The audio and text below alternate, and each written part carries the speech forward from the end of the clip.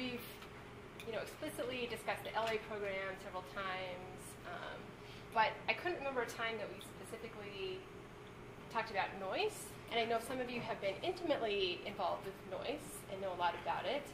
Some of you have been sort of peripherally involved with the Noyce program and know some things about it. And then others of you might not know very much. Maybe you've heard the word Noyce, but you're like, how does this tie into everything else going on here? How can you get involved? All these sorts of things. And so basically, I just want to sort of provide a framework for what the Noyce program is, sort of nationally, and here at CU, what Noyce Fellows do, and how they are involved with faculty in various projects on campus, and then the steps we're moving towards to improve what we have going here. So this is an advertisement. Not all of you had filtered in when we talked about this, when we were doing advertisements. So tomorrow is the LA poster session. So all of the new LAs who are taking the course will be presenting their posters tomorrow night. And we will have at least 4 to 5 current Noyce fellows there as well. So Melanie will be there manning a poster about how we have used Noyce fellows in chemistry to help sustain and improve our LA program within chemistry. And I'll highlight a few other of the Noyce posters as we sort of go along that will be there. But I would highly encourage you, if you want to actually interact with some Noyce fellows, to come tomorrow night, ask them about their projects, ask them about what they're doing. So again, I suspect there's a range of knowledge among you about what you know about the Noyce program, what you think you know about the Noyce program, and what you want to know about Noyce. Hopefully you want to know something about it, and that's why you're here. Otherwise, you should probably save yourself some time.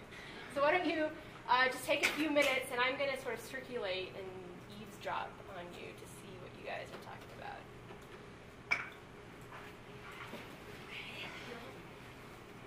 Let's talk to each other. Interactive teaching, man, I hate it. We get lots of yeah. 2 right now. All of our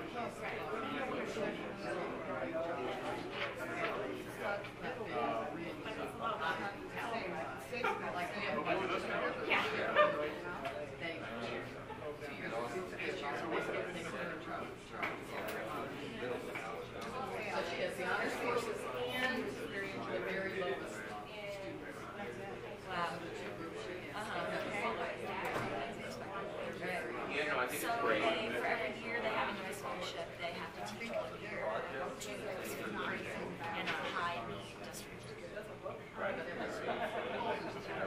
Really? That's kind of funny. Yes. High need districts, they don't have a high need district. And you do. They don't? They just teach an A district. I wonder if all the students know that about Okay, that's interesting. As far as I know, and so while the Noyce fellows were working with you guys now, did always have a project where they have those projects that are very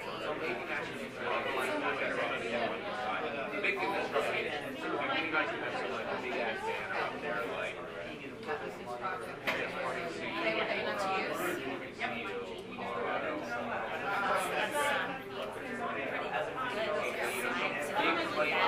The questions the students are bringing, they weren't Noyce fellows, but you know when there's a lot of well, we need somewhere to have LA programs.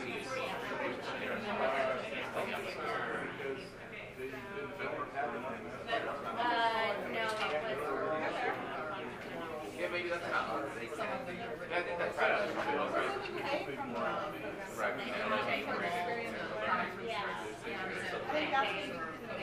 all right, so I'm going to cut off your fruitful discussions because we do have pockets of you who know quite a bit and you're talking about what kind of projects Noyce fellows are doing in your departments. And we have pockets of you who don't know a whole lot, so your conversations have stopped. So let's just sort of look at the basics of the Noyce program. So officially it is the Robert Noyce Teacher Scholarship Program. This is an NSF program. It's basically a forgivable loan one part of the program, this is in the form of scholarships. Well, okay, so it's a forgivable loan. Basically, students who are committed to becoming science and math engineering teachers can qualify for a Noyce scholarship. For every year they're a Noyce scholarship, they're committing to teaching for 2 years in a high-needs school district. Is there a time frame during which they have to do that 2 years of teaching? Can it be Yeah, so graduation upon or 10 years graduation, I think it's within 6 years or 8 years, depending on the solicitation I think that I've looked at. So it's at least within that 6 years. So that does allow for some students who, during that time, maybe decide to go back to graduate school and then go teach. So there's a little bit of flexibility there. Okay. Yes, no. Could I just add a little bit of background for this? Well, this is managed and run by the NSF. This is actually one of the prize programs that's come out. I mean, it started with this seed funding from Robert F. program, as I said. But it has been, Congress loves this thing. And so when the ARA funding came around, they put in like $50 million extra on top of the like $12 million program that had been running. And it's just like this huge funding. And while the rest of programs are being cut in NSF, even in House Resolution 1, which is, you know, cutting all the science, Noyce is still beloved and considered like a highly funded and directed program at NSF. Anyway, there's a little bit of the political landscape. And so in Colorado, so I heard some of these questions around here. In Colorado, there's only one district that is not classified as high needs. And Name it's that not, district, Rachel. Cherry Creek. Nope. What is it? Apparently, it's, I would have to actually check with Kara. She knows the name of the district, I believe. But it's a smaller rural district. Oh, really? So to qualify as a high needs school district, you just have to have at least one high needs school within that district. And the Noyce Fellows don't have to teach at that high need school.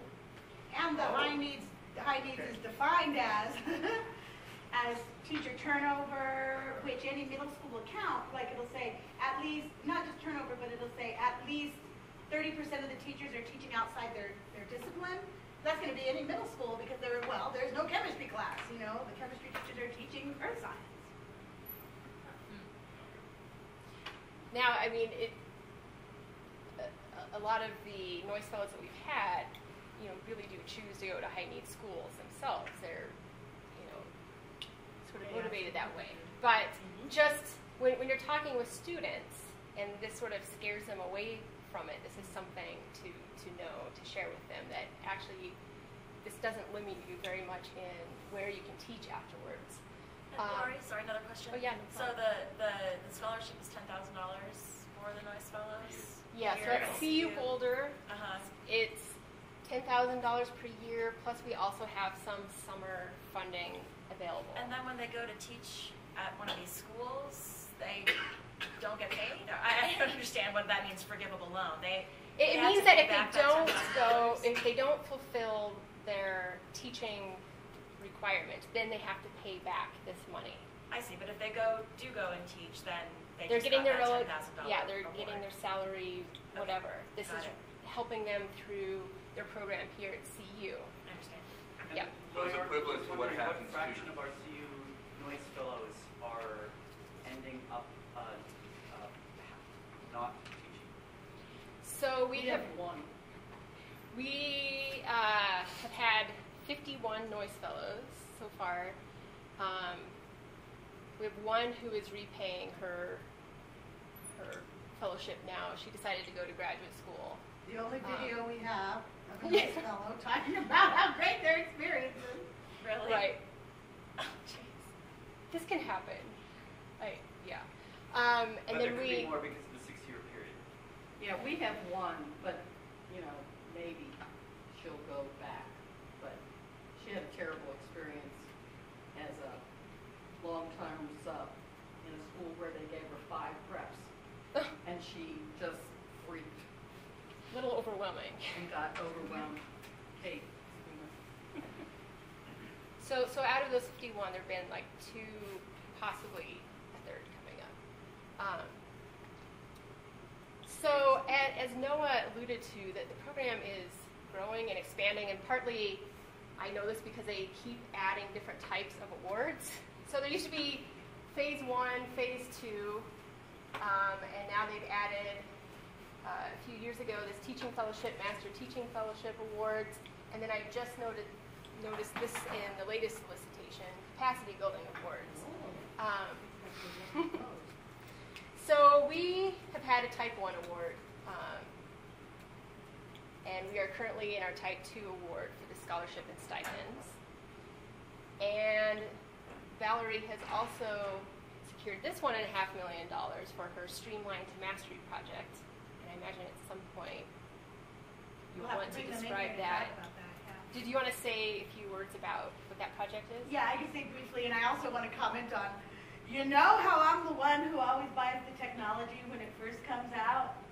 Well, I'm also the one that gets all these grants when they first come out. So now they're $950,000 when you get them. And so mine were all these small amounts in comparison. Oh, tiny.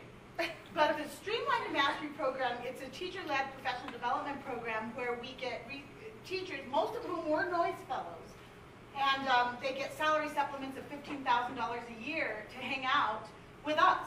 And they get that salary supplement for 5 years, and they commit to hanging for 5 years. And what they're doing, and the way I've got it organized, not everybody does it differently, like they impose a professional development on them.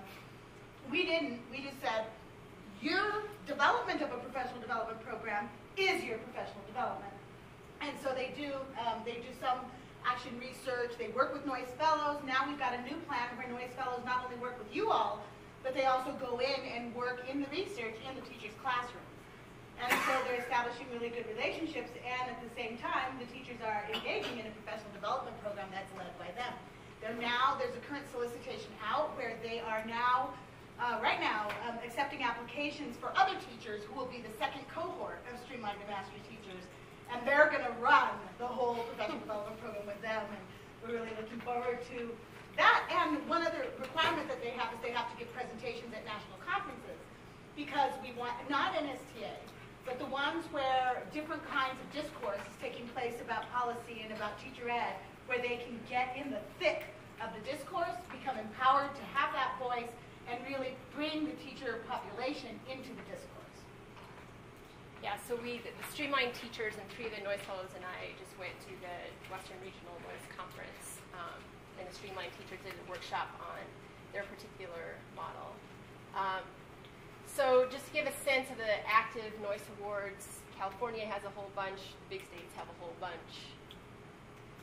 Colorado has 6, so 2 of them are here. So the Phase 2 Scholarship and Stipend, and then Streamline to Mastery.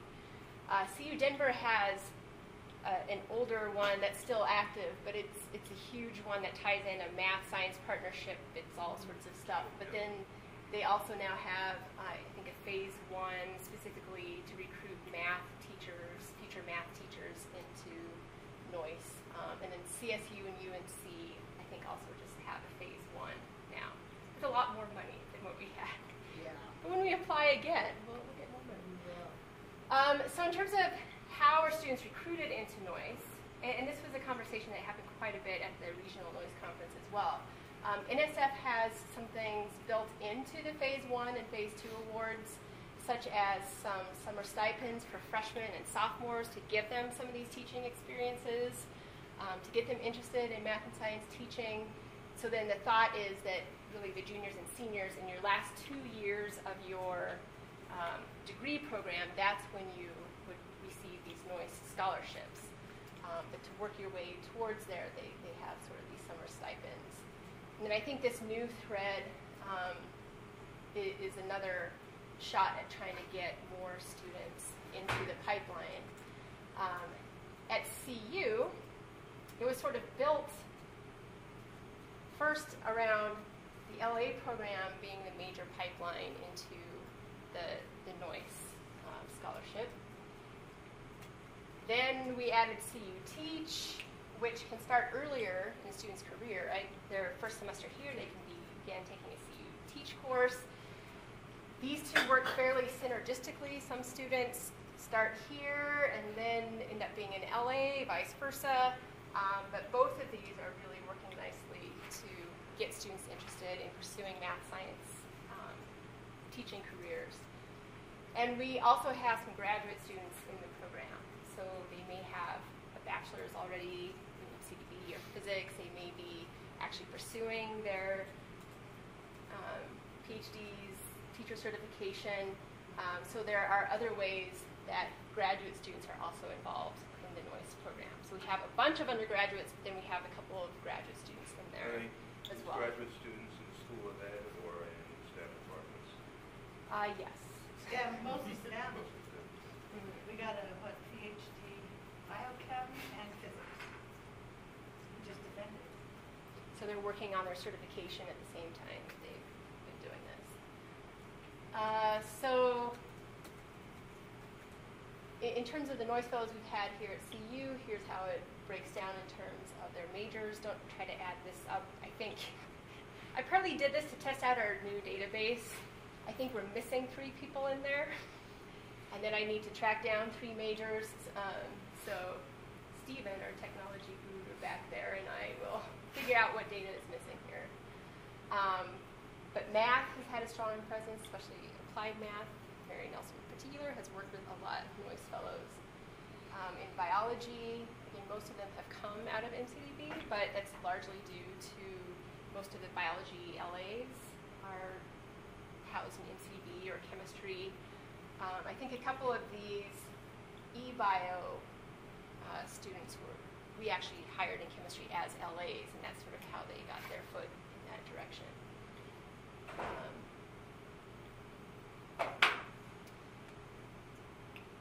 In terms of what Noyce Fellows do while they're here at CU, so we have monthly meetings.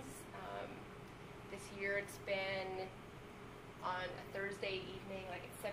We usually have to have it a little later because they're involved in certification classes or School of Ed classes. Some of them are student teaching, so we need to be available for when they're available. So we usually get some food and hang out, find out what's going on, get some updates on projects. Last semester we brought in a teacher and some of her students, and the Noyce Fellows were able to engage with them and ask them all sorts of good questions. And then fellows are also involved in doing research and other types of projects, and I'll highlight some of those in just a moment.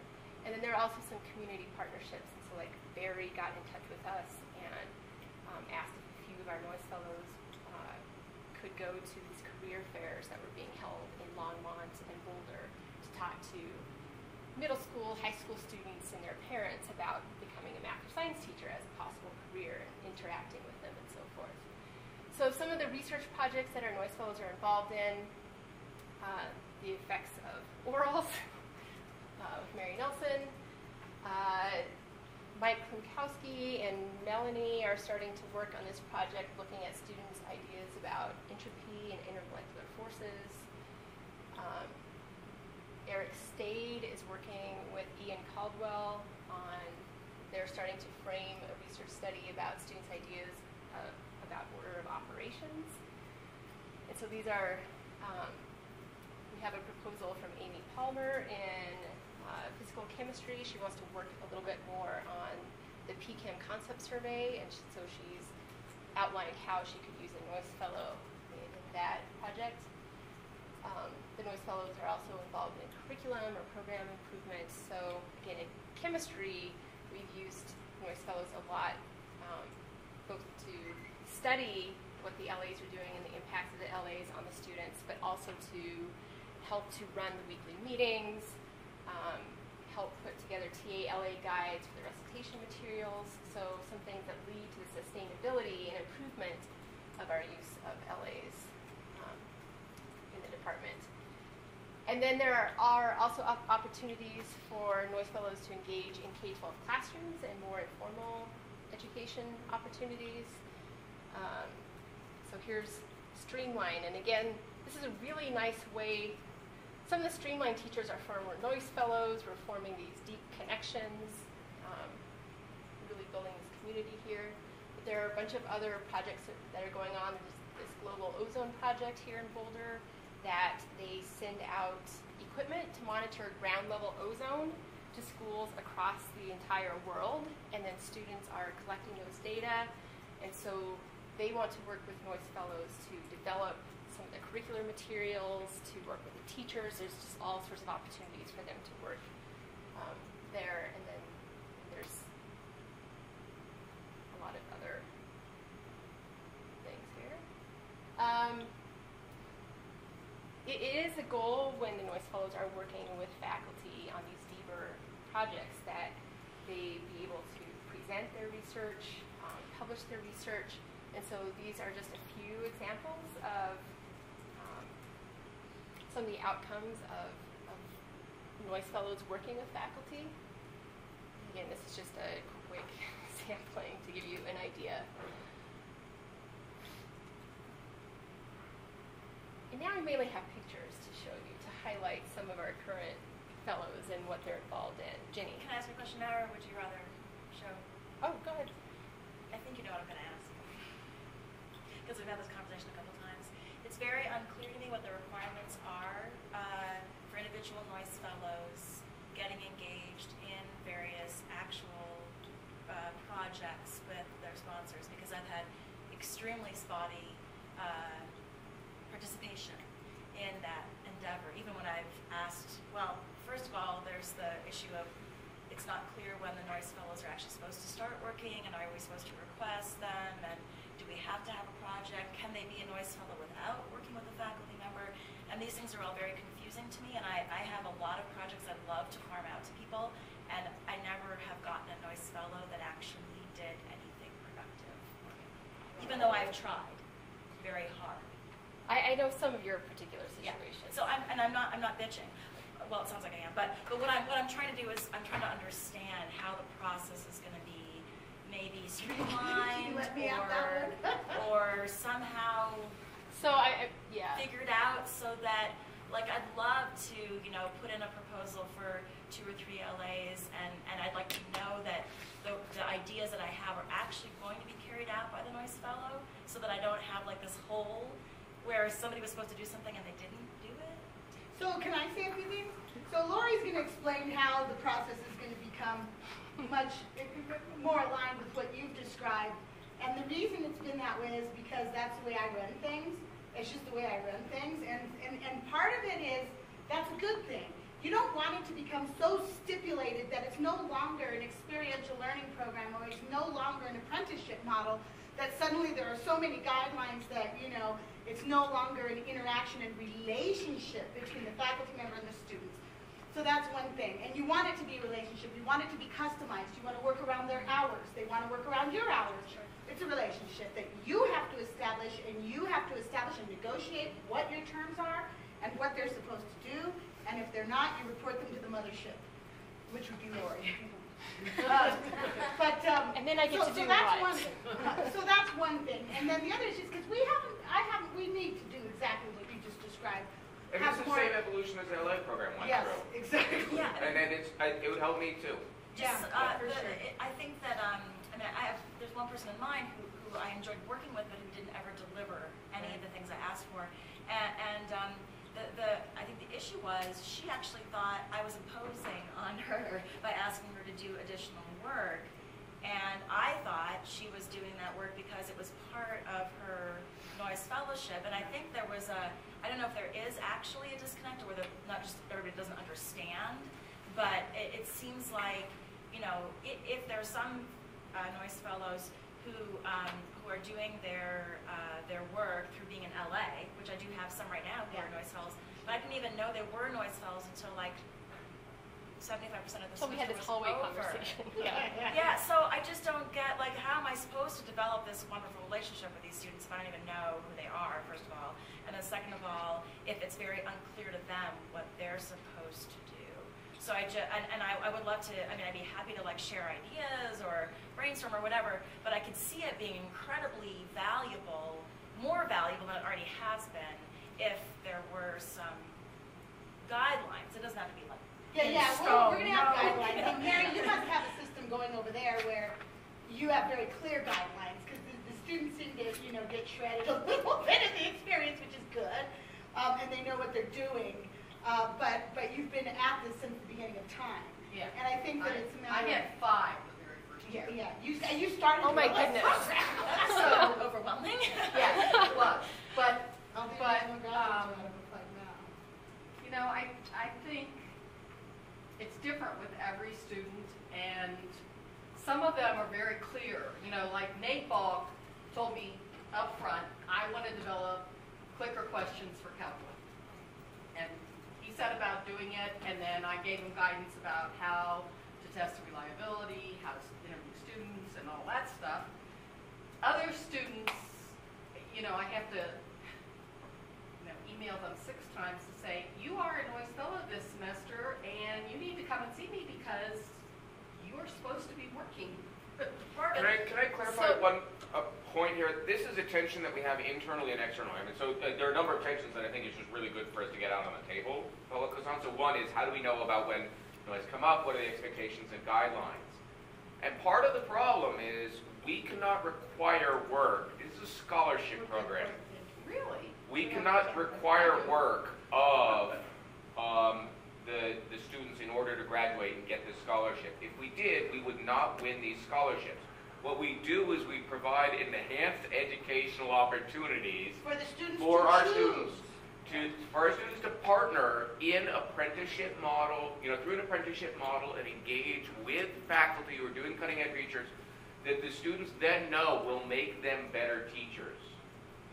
So, and the point is our model that we have is that it is not required of a student to do this work, but it's the culture that we have for students to say, aha, I'm going to be a teacher, I'm going to go out and get the best education I can, and the way I'm going to do that is by partnering with Mary Nelson, partnering with Jenny But Knight. Melanie, you have to admit, when you go out there and meet with the other Noyce fellows, like, you guys can't believe that they don't do anything. They just get money and don't have any Right. It relationship. seems like that's changing, though.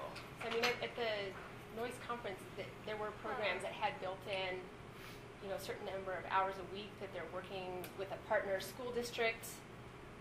I'm just...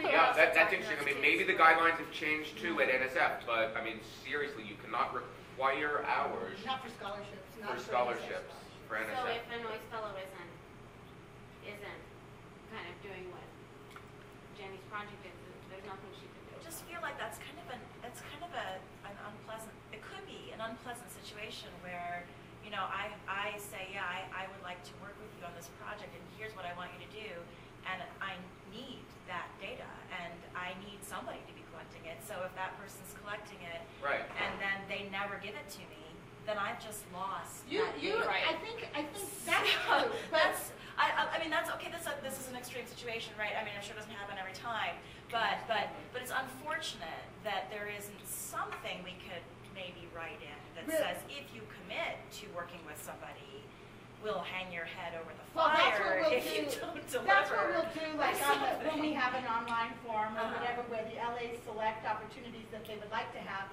Faculty go on and select, or whatever LAs that they'd like to have, and some kind of matchmaking happens. Then we'll have a big event type thing, like in the beginning of the semester or something, where everybody meets each other, and then there's some rules that are laid out. But And that hopefully happen. another- But I really, there cannot be enough said. You have to meet with them as often as possible so that they just flat out feel guilty for not. I meet with mine You every can't just week. expect them to turn in, not that you did, but data. They won't do it. Right, They have to feel a personal relationship with The you. way I did this, at least the way I thought about it, is, why would a student do this if there's no other, it's great to be educated and brought into this wonderful culture, and we provide resources for all the students, but if the students aren't paid for it, if they're not getting credit for it, it's outside everything else they're doing, in some sense, we're asking students to volunteer and step up and do these things. Now, that isn't exactly what's going on. We're providing really rich and integrated programs.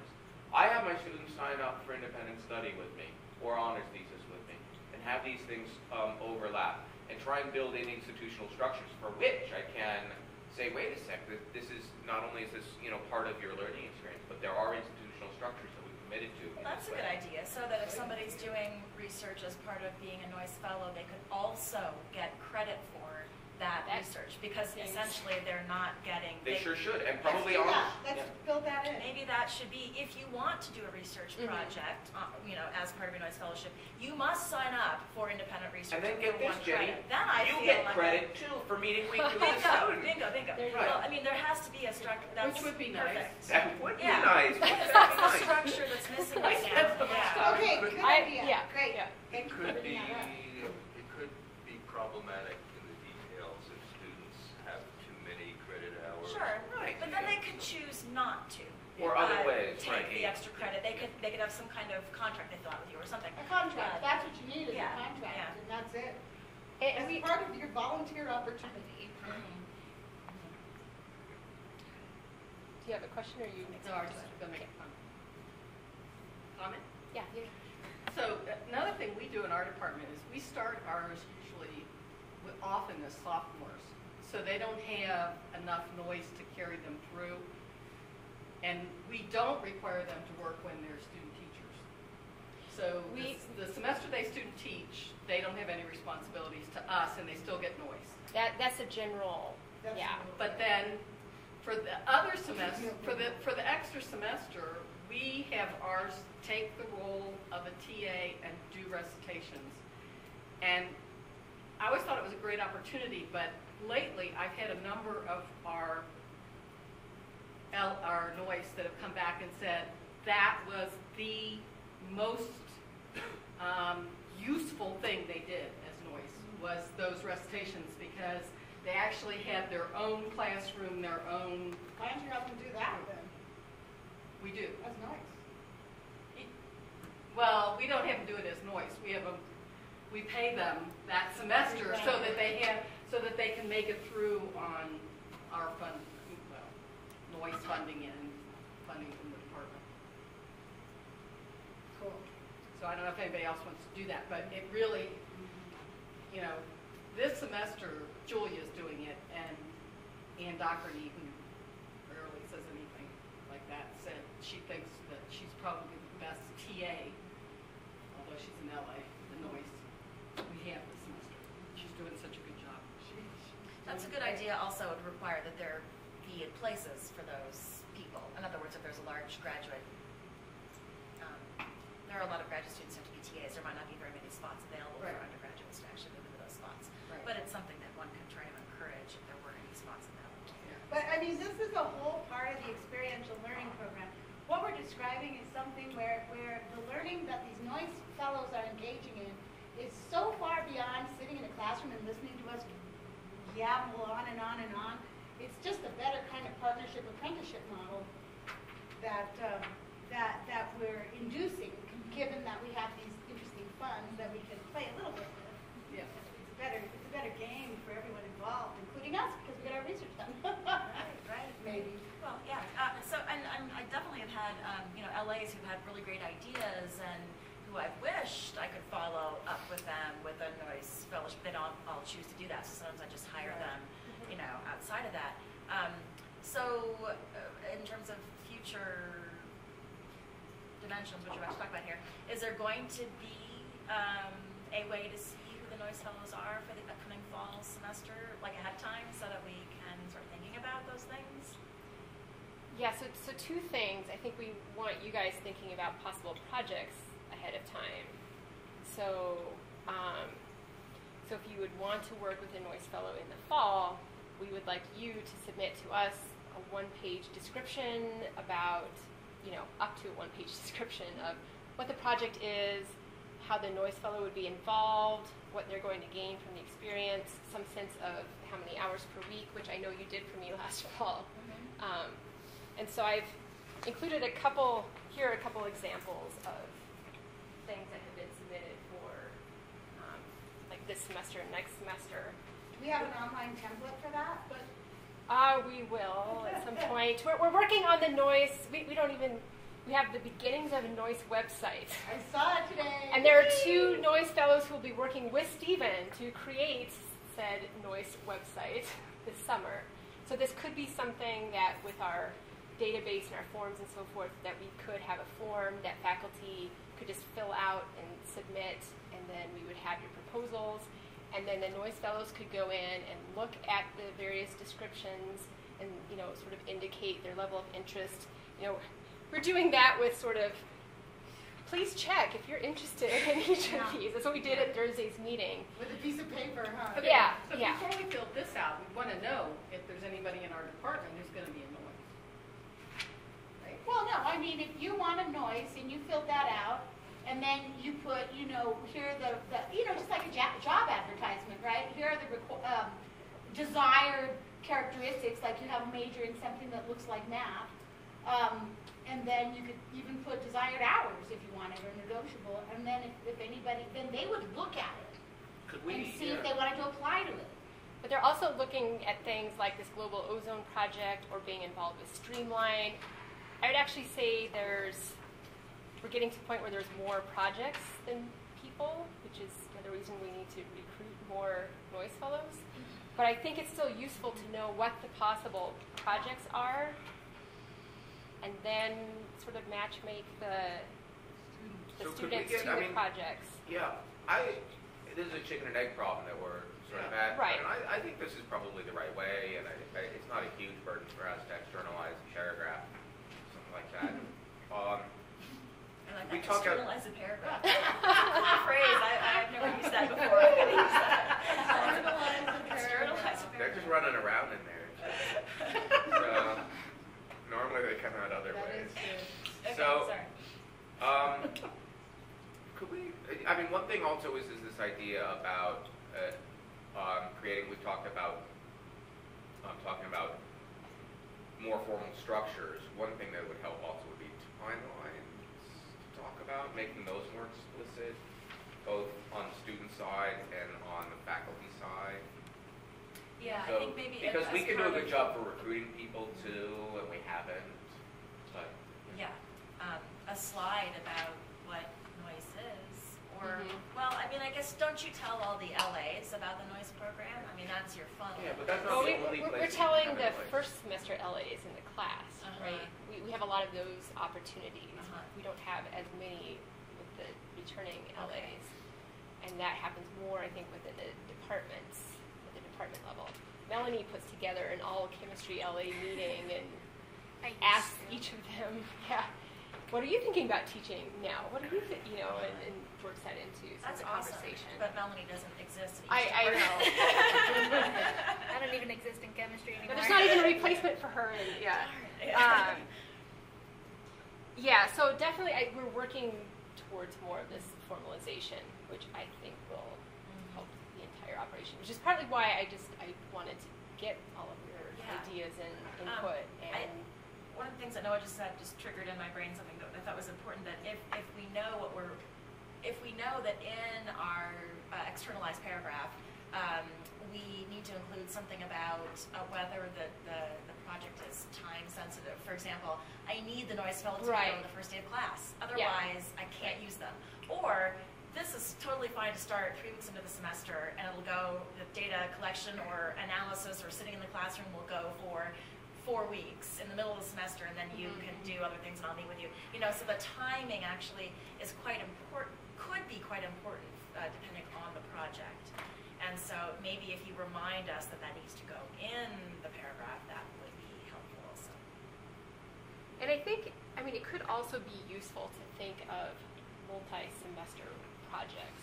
I mean, if you can really latch onto a Noyce Fellow and develop that relationship and get a good thing going, I think it's better for you and for the Noyce Fellow to think more long term, and then you know, they could get something like an honors thesis out of it, or that's what would lead to a paper or something like that. So I think, and then maybe even thinking, so this is sort of what Eric Stade is doing this semester in working with Ian. He's just asked Ian to look in the literature for anything that's known about students' ideas about order of operation, just, you know, what's out there. Then over the summer, they'll have more time to sort of look through that and then make plans for how they're going to interview students and collect some data from students in the fall, leading towards creation of some activity that they could test out, you know, in the spring. And so they've already started working sort of in that sort of capacity. It's more of a long-term. It's more like a kind of graduate-student relationship with what you have, because you're like building a research relationship with them, and I think the thing that started with Eric, and Eric, you know, what is it like to do research on order of operations, about to find out.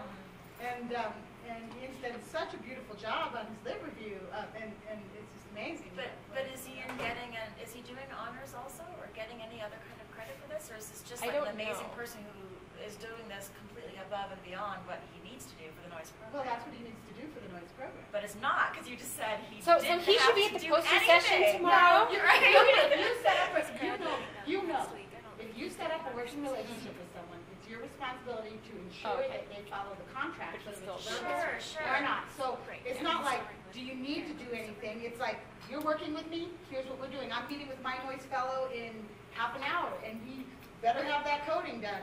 Right. That's all I gotta say. I know what you mean, but there is going to be, it seems like there could be a vast differences in how these Noyce fellows choose to do that, because some could say, I don't want to work with anybody, I have enough stuff on my plate right now, and I'm just taking this fellowship, and thank you very much. That's when they work with And- me, and I agree, or Lori, and that we agree that that's, like, we've had students who are falling behind on their grade, and we insist that they don't do any work with any faculty, because this semester, your job is to pull those grades up. And so, I mean, we work on it, everything is a case-by-case basis. Yeah. If your Noyce fellow ain't working out, that happens with grad students too. Sure. We Okay. had one for 2 semesters. His grades were not good. Yeah, we got, he's teaching in the school he graduated from And today. he's doing great.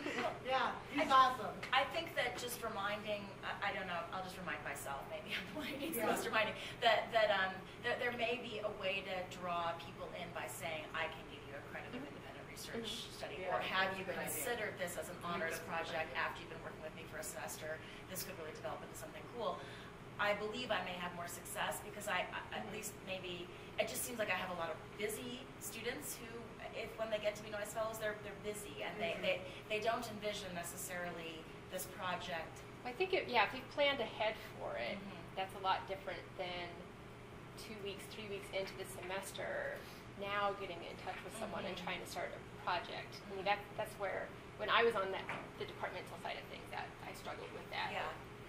I have 5 Noyce fellows, right? Just Like, all I of a was very sudden got sad. dumped on my doorstep, Okay, right? yeah, and Okay. so hopefully by planning ahead and having a more streamlined process. I guess so another question I have for you guys is, what about things like HRC training? Yeah, I just ran into that with Ian, Eric's Noyce fellow working with Eric, and I was like, dude, you gotta get the HRC because you're the one doing the study. So he's got to go through it. So. And doing the online city training. I mean, is that something that when they enter Noyce, you I can think- spend 6 or 8 hours learning how to work with human subjects. Noyce has to do that. I think you should get certified. They shouldn't be putting in the HRC Oh, no. protocol. No, but No. they need to go through the training. They're going to be. I've Yes, reviewing somebody's got to student pass the data. thing for me. I've made a So- Anyway. call. Right, no, but I mean, the point is we shouldn't demand of it depends on the individual student and whatnot. Yeah. It can be a positive experience, but we shouldn't put the burden. I mean, a lot of it is that if you want somebody going in the first day of class, you've got to have your HRC there in advance, so that, timing-wise for things. Yeah. As well as level of perks.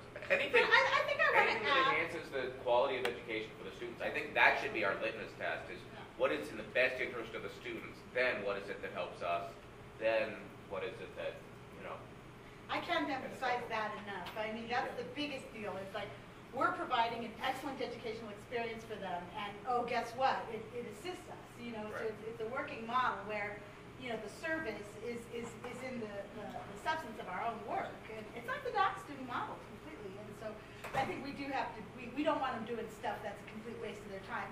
There will be some nitty-gritty crap that they got to do, though. But they got to learn how to do that kind As of long thing. as you warn them. Yeah, they got to know, this is a part of the research study. Yes, we go to this thing 5 times.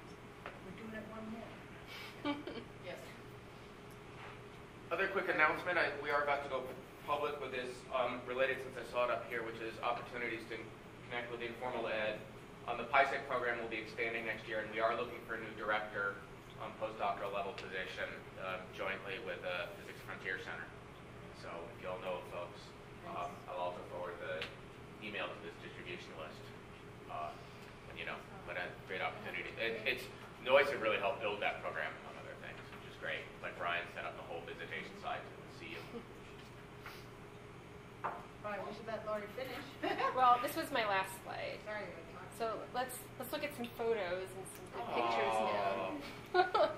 So here we have two Noyce Fellows who were just awarded Noyce Science Teaching Foundation Teaching Fellowship. So this is a 5-year fellowship. $150,000. 50,000? $150,000. Yeah, so yeah, $150,000 worth of sort of stipends and classroom supplies and going to conferences and a lot of professional development. So there's only 37 new fellowships across the country, and we have 2 of them coming from CU this year. Working backwards, let's see, here we have lovely Melanie and Ian, and Oh my goodness. so this was at the Boulder Workforce Boulder County job fair, career fair. So Austin put together a little challenge. He had a motion detector and a graphing calculator. He was challenging students to basically change their movements in order to plot this sort of graph on the graphing calculator. So he wanted students to understand that you can touch math and that it's something you can interact with. And then on our chemistry side of things, we had students blowing bubbles into a tub that had dry ice, so the bubbles were floating there, so we could ask them, what do you think is going on? So Melanie was at the Longmont Fair, and then this is Dee Dee, who's an MCEB Noyce Fellow, and this is Kate, she's an eBio major, but she's in LA for MCEB as well.